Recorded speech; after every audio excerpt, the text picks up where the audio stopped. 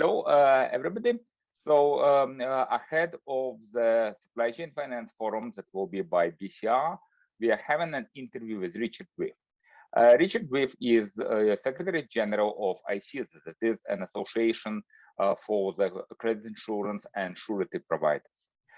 So Richard, first question, if you can just make a very, very quick introduction, just tell us about what is ICISA, what it is doing, and how does this work generally? It works well. And Igor, thank you so much for having me. We are an organization basically of private credit insurers, sureties, and the reinsurers. So we represent about 95% of the private market capacity in trade credit insurance. And we basically do three things. We advocate for our members. We do public relations for the product, so for surety and for trade credit insurance, whether in papers or in interviews like this or at conferences. And thirdly, really importantly, we promote best practice amongst our members. We see to it that our trade sector, on a pre-competitive or non-competitive basis, advances itself to meet the needs of our customers. Okay, that's good.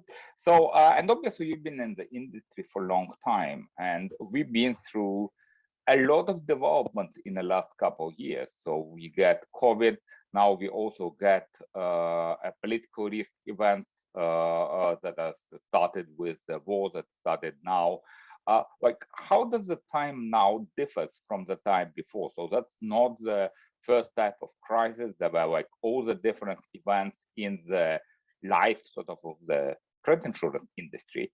What is different, and what is different in the way industry reacts?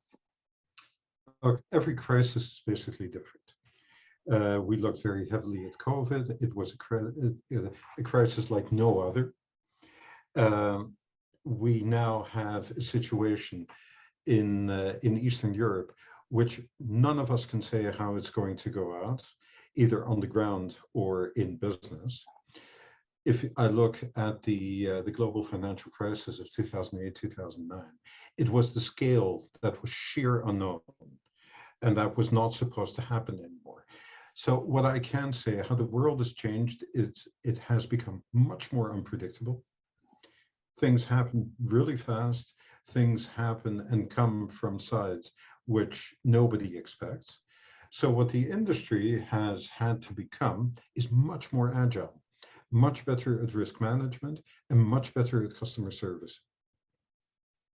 Okay, and let's look at the also recent history, because the last time I seen a big single story that affects the credit insurance and the surety industry and the perception of this product was Enron, when it was this famous litigation between JP Morgan and a group of insurers related to Enron. And that was like what everybody saw was a once in a century type of event. And what we get now, we get the story with Grinstein. We get the stories that put a spotlight on the role of insurance in financial structure. It's also get potential claims like comparable with annual losses of the whole industry, like and as I say, I'm saying claims that are on paper. I'm not saying necessarily this will be the actual exposure, but we get definitely an event of complexity and scales that we haven't seen for a long time. Can you comment about how you see this impact in the industry? From Grinstein, you mean? Yes. So let's start by saying Grinstein was not a trade credit insurance case. Mm-hmm. It was dressed up as one, but it wasn't. If we look at what seems to be the case, and again, Igor, nobody knows for sure, and it will be debated in courts quite hotly, I suspect. But if we hear about potential future receivables being insured, that's not trade credit insurance. I'm sorry. Trade credit insurance is the insurance of a receivable originating from a trade of goods or services. Mm-hmm. If we look a little bit more closely at the industry, in this Grinstein case, is I'm really proud of my members because every single one of my members realized sooner or later that this was not a piece of business they should get close to. And the one holding the dirty end of the stick when Greensill collapsed was a company which, first of all, at that time was not an ICISA member, and which I would not call an able credit insurer. It was an underwriting agency, which was probably badly controlled by the people they underwrote for. So what I see is that my members recognized the red flags in the Greensill case pretty rapidly, some faster than others. And you're talking about commonsensical red flags like payment terms that far outstretch the ones that are usual in the industry.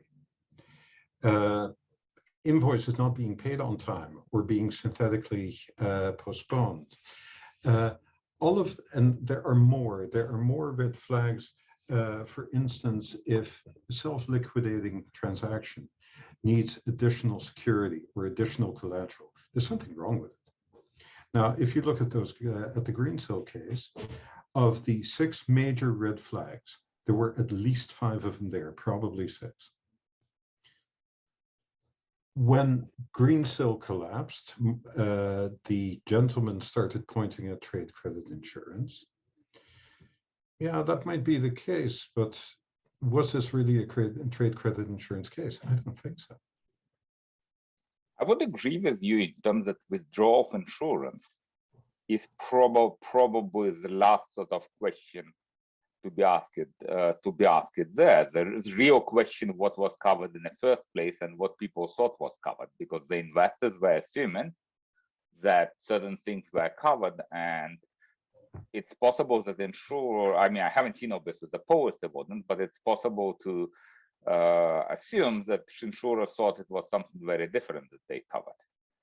Yeah, and what you see is that my members have been looking and will continue to look very closely what they're covering. And seeing a case like Greensill, insurers will say, no, thank you very much, at least the responsible ones. Withdrawing cover, just to pick up on that, Greensill knew 6 months beforehand that he would run out of cover. He started screaming a week before. What does that say about Greensill? And another point, you talk about investors, the point that makes this really difficult about this case is there was a really, really long chain between a buyer and a seller, somebody who bought, then sold, then bought, then sold the receivable until it landed into investors' hands, largely non-financial corporates and private persons. And they were just told, okay, this is credit insured. You have nothing to worry about in case of insolvency. The policy was never seen. So what I'm trying to say is the longer the chain is, the more information gets lost. And that was exactly what we saw in 2008. Like Correct. When we see the 2008 crisis, there was exactly the same words being told by quite a few people, that between, for example, the subprime mortgage being originated and a repackaged CDO squared ended up in some pension fund distributing it to some investors, there were a long chain, and we see like very similar pattern. There is a similar pattern also in the environment, because investors were truly looking for return, both in 2008, just before the GFC started, and in the case of Greensill, it was a low interest environment. There were not too many investments with a high yield. This was one, and you might think that investors just wanted to believe that this was good.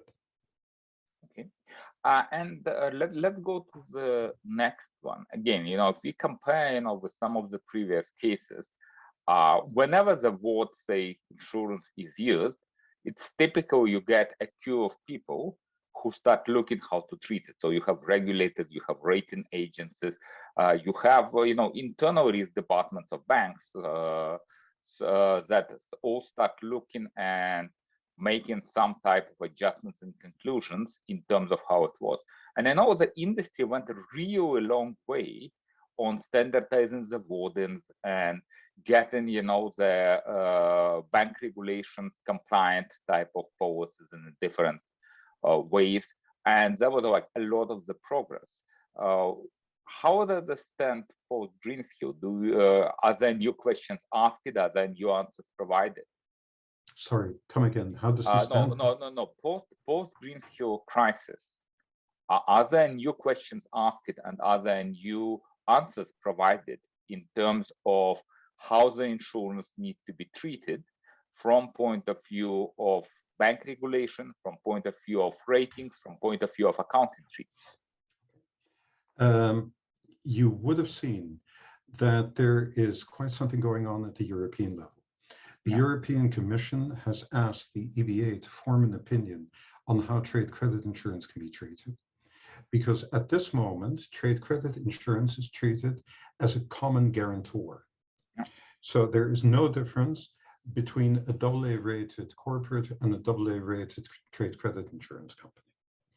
Now, the European Commission has said that is not fair, because the loss given default on trade credit insurance companies is 0 or close to 0, so they should not be treated in the same way. So what the Commission said in a so-called enabling clause is, yes, this should be treated in a different way.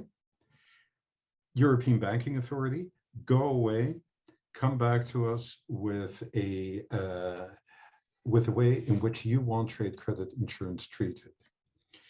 And that is recognizing that a lot of trade credit insurance is used as security for banks, and it is seen as extremely good security.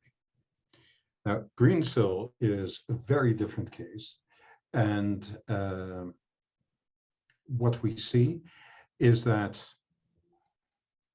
the grand majority, and that might be 97%, it might be 99%, of all claims are being paid. So the Greensill saga has very little to do with this. Now, what we are doing together with a number of other organizations is we are informing both AOPA and the EBA, AOPA being the European regulator for insurance, what trade credit insurance is, what it does, what it enables, and what it does to the economy. I've heard it say that one of my fellow organizations said that at least 600 million euros of lending is backed by credit insurance, and that would not be forthcoming if credit insurance is not recognized for capital relief purposes. And you mentioned about Europe. Are there some discussions happening in North America, in Asia, in other regions on the similar topics?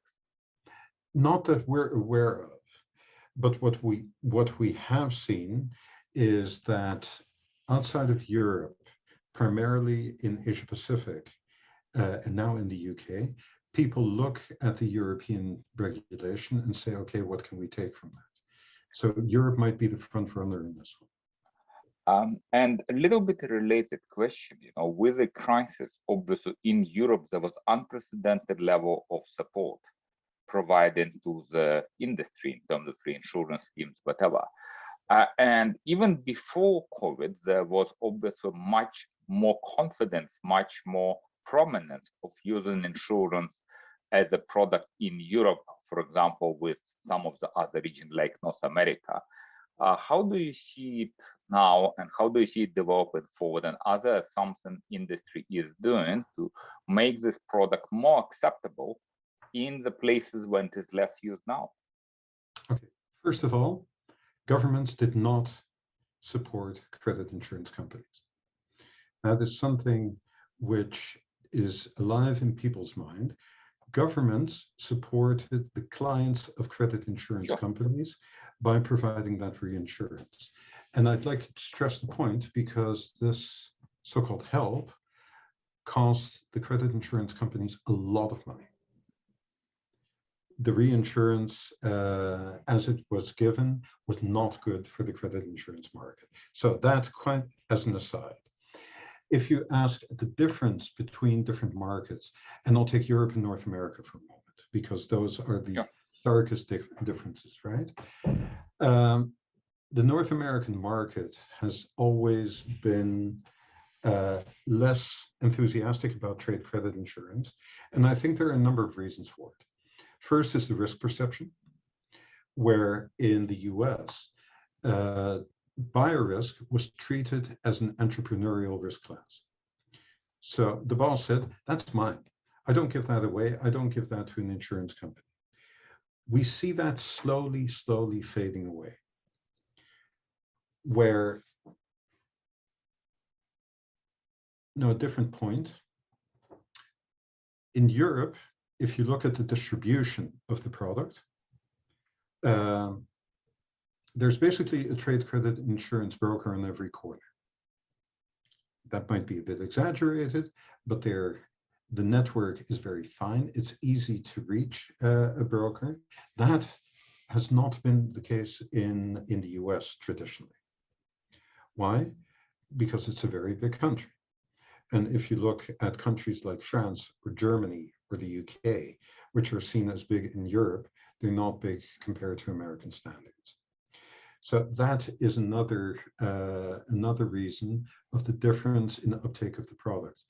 The third reason, depending on the market in which you look in Europe, some European banks have said to their clients, okay, you can get a facility, but I want a trade credit insurance policy as collateral. You have to cede it to me.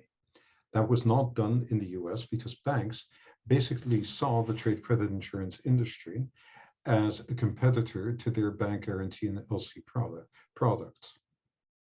So I think that's where most of the difference comes from. If I look at the last 10, 15, 20 years, I see that trade credit insurance is steadily increasing in importance in the US, but with different products. And again, that goes back to the perception of risk.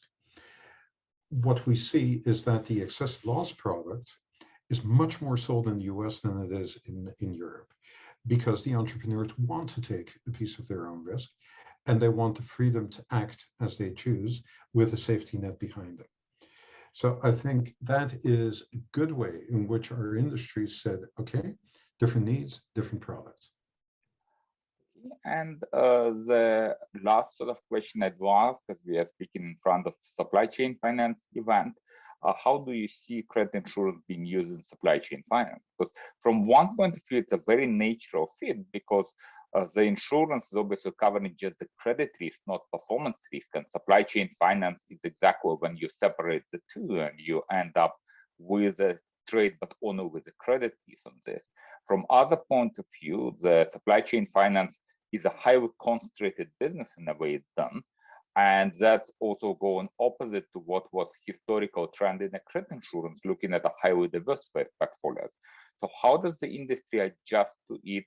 How does it fit, and how important is it as a segment?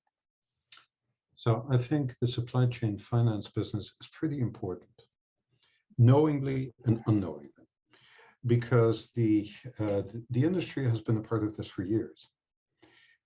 They have given policies to corporates who in turn use that as a wrapper for whatever they wanted to do with it, selling the receivable on the capital markets, to their bankers, to forfeiters, to factors.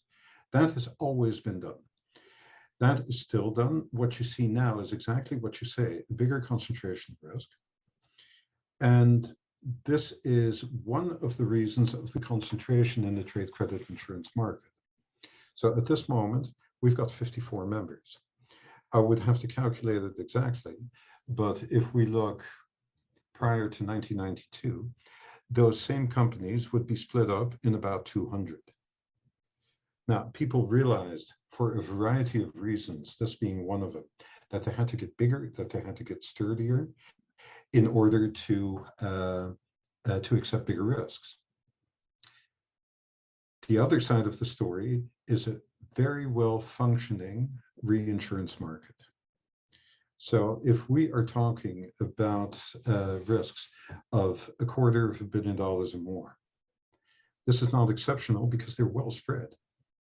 The insurance company takes it, buys the reinsurance to match, and this risk is actually atomized over different entities. So when it does fail, it doesn't harm anyone. The industry is still secure. Thank you, Richard. Well, a great interview, and hopefully we'll hear you again very soon at the live event. Thank you so much for having me, Igor. And I am looking forward to the live event to see real live people. Thanks very much. Thank you.